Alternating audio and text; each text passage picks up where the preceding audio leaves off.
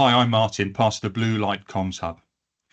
I've spent 15 years in the police. I know that local resilience forums are so important to the lives and livelihood of local people.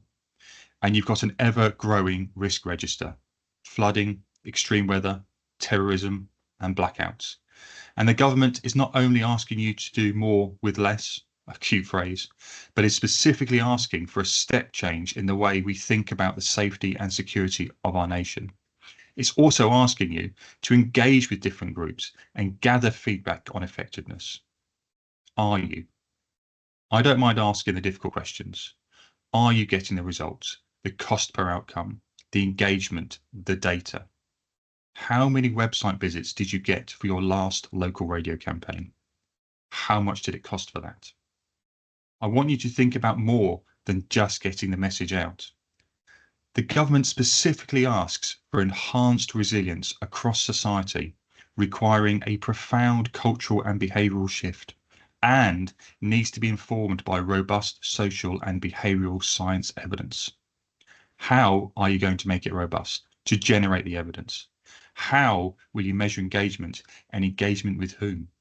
How are you going to prove to the senior leaders how resilient your community is? And let's be honest, how are you spending the budget? There are other ways of doing this, a step change in thinking for the engagement, and it only costs pence, parts of pence. Hi everyone, I'm James, also part of the Blue Light Hub with a Blue Light Comms background from fire and local resilience forums as well. And as Martin says, we're asking the question, do we know how well prepared we are, and also how we're able to measure how resilient our communities are becoming? And with CAN having worked with so many local resilience forum partners on more than 3,000 public sector campaigns, we've seen and tested what has the greatest impact, and sadly still see that too many campaigns are weighted in favour of things that are expensive, untargeted, not measurable, and therefore hard to quantify and show the impact of. And what we want to do is flip this into only using techniques and channels that deliver minimal waste and can show impact. And as Martin has touched upon, we're being challenged by the government to deliver a fundamental shift in the way that we think about preparedness, to do more. So now is that moment. Creating communities that are measurably more resilient by delivering preparedness information at scale in a highly targeted way, achieving more than just a handful of visits, to our LRF websites and the information that we want people to see and to read and to act upon. And by harnessing our joint power as a local resilience forum, by being as good at working together when we're preparing in peacetime as we are when we're responding, we can start to do that. Now, we've already mentioned channels that maybe can't either achieve the necessary reach or very hard to track and measure, things like radio, TV, out of home, organic social channels. All of these things are either difficult to measure or don't allow us to reach the portions of our audience that we need to reach. But with the right combination of channels, we can achieve almost 100% reach across a county's population and be able to test and measure what action people are taking.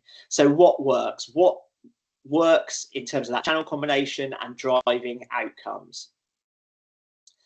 So by using a combination of meta channels, search and news sites, that allows us to reach people at scale and in a targeted way.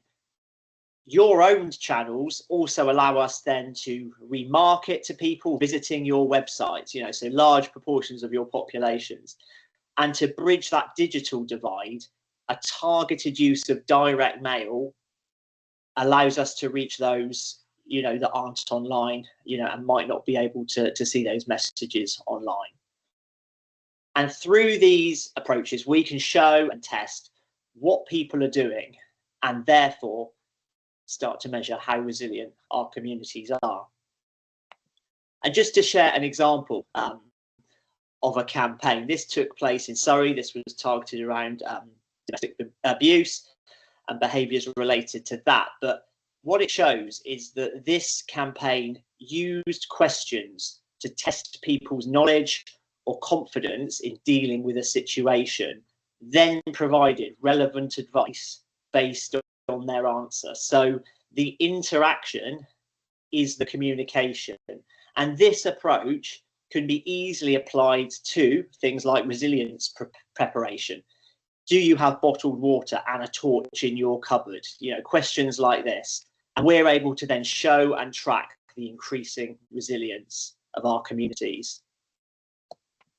And all of this can then be tracked and is easily visible on dashboards like this templated example. This is just an example, clearly showing the growth of community preparedness over time and the numbers of people, the high proportion of people who are seeing and interacting with the content. So reaching everyone in your communities with approaches that have a low cost per outcome and showing the measurable impact of our preparedness work. So if you want to get in touch with us at the Blue Light Hub for a conversation about this, you can use the contact details on the screen.